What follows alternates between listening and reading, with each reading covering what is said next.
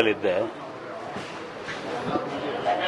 Check ಬರೀತಾ ಇದ್ದೆ. ಯಾರೋ ಒಬ್ಬ ಬಂದು ಒಳಗಡೆಗೆ ಕೇಳ್ದ, ಯಾರು ನೀವಾ ವಿಜಯ್ ಅಂತ? ಹೌದು ನಾನೇನೆ, ಮಾತಾಡಬೇಕು ಬನ್ನಿ ಅಂತಂದ.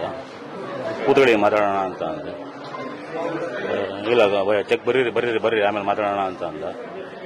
ನನಗೆ ಇಲ್ಲ ಆಮೇಲೆ ಮಾತಾಡ್ತೀನಿ, ಚೆಕ್ ಬರ್ಬಿಟ್ಟೆ ಮಾತಾಡಿ ಅಂತಂದ್ರೆ. ಇಲ್ಲ ಮಾತಾಡೋಣ ಬಾ ಕೂತ್ಕೊ, ಆಮೇಲೆ ಬರಿಬೇಕು ಅಂತ. ಅಷ್ಟೊತ್ತಿಗಾಗಲೇ ಎಲ್ಲ ಒಳಗಡೆ ಬಂದು ಹೊಡೆಯಕ್ಕೆ ಸ್ಟಾರ್ಟ್ ಮಾಡಿ.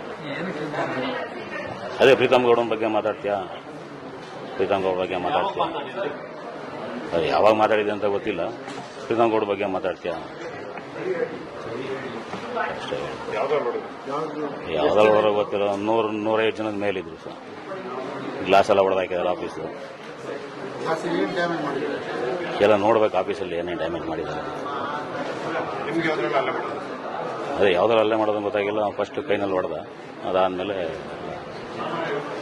ಆಚೆ ಕಡೆ ಬಾ ಅಂತಂದು ನಾನು ಅಷ್ಟು ಹೊಡೆದ. ಅದೇ ಇನ್ನು ಯಾರು ಗೊತ್ತಿರಲ್ಲ, ನೋಡಿರೋದು ಜ್ಞಾಪಕ, ಹೆಸರುಗಳು ಗೊತ್ತಿಲ್ಲ ಸರ್. ನೋಡಿದ್ದೀನಿ.